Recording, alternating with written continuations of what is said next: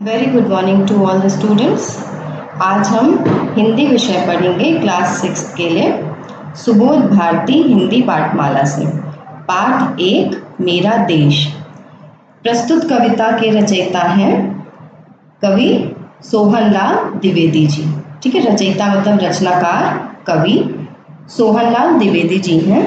ठीक है, इस कविता में कवि सोहनलाल द्विवेदी जी भारत देश की प्रशंसा करते हुए कह रहे हैं कि भारत देश का मुकुट हिमालय दृढ़ता से आकाश को चूमता सा खड़ा है। ठीक है, और इसके पावन चरणों को पखारता मतलब धोता हुआ सिंधु का जल झूम रहा है। मतलब सिंधु नदी की जो लहरें हैं वो इनके पांव को धो रही हैं, पखार रही हैं। ठीक है, गंगा यमुना पवित्र नदियाँ इसी धरती पर बहती हैं, हमारे देश में बहती हैं और इसके भीतर लहर लहर लहरा रही हैं। इसकी शोभा पल पल नई जैसी प्रतीत होती है, कदम कदम पर निखर रही है। यह मेरी पुण्य पवित्र भूमि है। यहाँ पे कवि क्या कहना चाहते हैं? कवि ने पुण्य भूमि, स्वर्ण भूमि, धर्म भूमि, कर्म भूमि, युद्ध भूमि और बुद्ध भूमि नामों से हमारे देश को बुलाया है। ठीक है, कवि का कहना है कि ये वही देश है जहाँ श्री कृष्ण ने कुरुक्षेत्र के मैदान में अर्जुन को उपदेश दिए थे, जो गीता में संग्रहित है, तथा इस पावन भूमि पर बांसुरी बजाकर सबको उन्होंने सम्मोहित किया था। हमें अच्छे से पता है कि देश के उत्तर में हिमालय मुकुट के समान सुशोभित है तथा दक्षिण में सिंधु भारत माँ के पैर पखार रहा है। सिंधु नदी भारत माँ के पांव धो रही है।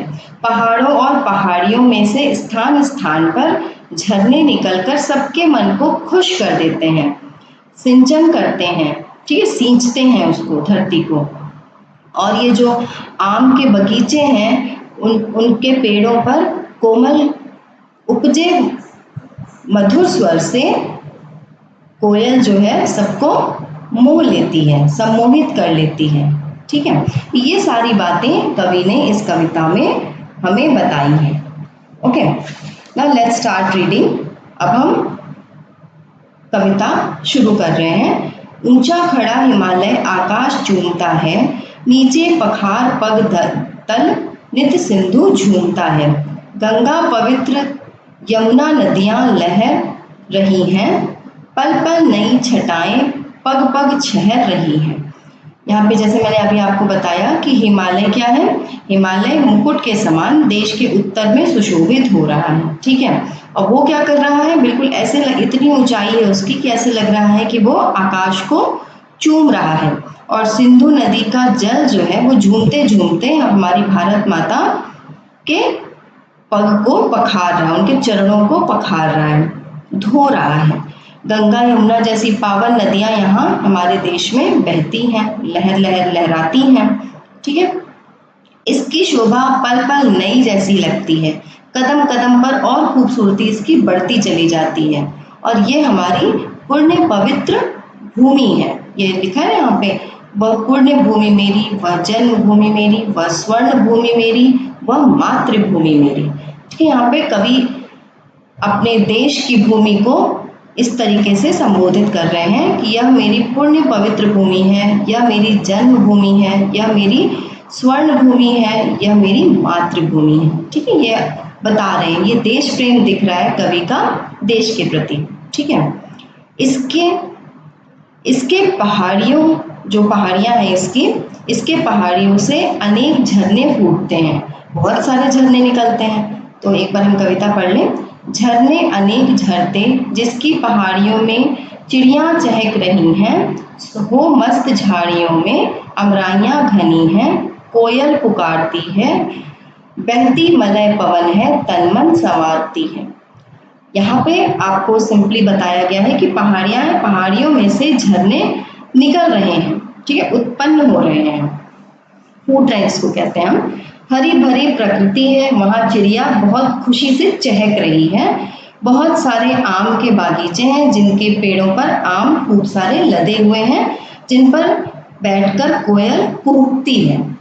ठीक है, यही हमारी जन्मभूमि है, कर्मभूमि है, धर्मभूमि है और मातृभूमि है। और यहाँ पे क्या बता रहे हैं कवि कि ये जो मलय पर्वत से निकलती हुई मलय पवन है, ये हमारे तन मन को संवारती है।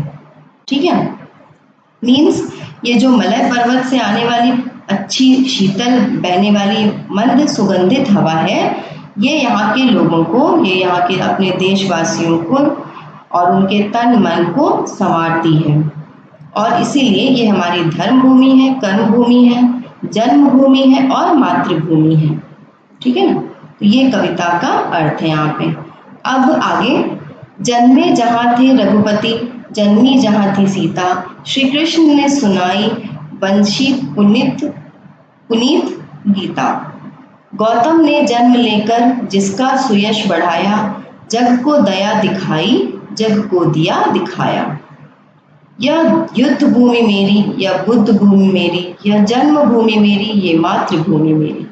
ठीक है, तो यहाँ पे कवि क्या कहना चाह रहे हैं कि जिस देश में राजा राम ने, सीता मैया ने जन्म लिया, जहाँ श्री कृष्ण ने बंसी बजाई और गीता का पाठ पढ़ाया, गौतम बुद्ध ने जिस धरा पर जन्म लेकर उसका यश बदला, संसार को करुणा का उपदेश दिया और प्रकाश का दिया जलाया दिखाया, मतलब क्योंकि हमारी बुद्धि को बढ़ाया, हमारे विवेक को बढ़ाया अपने उपदेशों से। ऐसी भूमि मेरा कर्म क्षेत्र है, मेरे कर्म की युद्ध भूमि है, बुद्ध भूमि है, मेरी जन्मभूमि और मातृभूमि है। ये कविता सोहनलाल द्विवेदी जी ने लिखी है। इसके रचयिता का नाम सोहनलाल द्विवेदी जी है और इसके शब्दार्थ आपको अपनी कॉपी में करना है। ठीक है, पार्ट 1 का जो शब्दार्थ है उसको आपको अपनी कॉपी में करना है। यहाँ पे कवि परिचय दिया है, इसको एक बार आपको पढ़ना है और ध्यान में रखना है कि उनकी जीवनी क्या थी। यहाँ छोटी सी जीवनी दी हुई है, इसको आपको अच्छे से याद करना है। यहाँ पे अभ्यास में मौखिक और लिखित प्रश्न उत्तर है, इसको इसके उत्तर मैं आपको दिखा देती हूँ। ठीक है, तो ये आपके उत्तर सामने आ जाएंगे पार्ट 1 के। मेरा देश है, इसके मौखिक उत्तर और लिखित उत्तर, लिखित उत्तर और मौखिक दोनों यहाँ दिए हैं। इसको आपको अपनी कॉपी में कंप्लीट करना है। ठीक है, पूरा करना है ये सारा कुछ। फिर भाषा की बात, ये आपको अपनी बुक में करना है। ठीक है, ये पोर्शन जितना भी आपको भाषा की बात का, इसको आपको बुक में कंप्लीट करना है और इस तरीके से आपका पार्ट 1 समाप्त हो जाएगा। आपको अपनी कॉपी में इसको पूरा अच्छे तरीके से लिखना है। Okay, thanks for listening, that's all for today.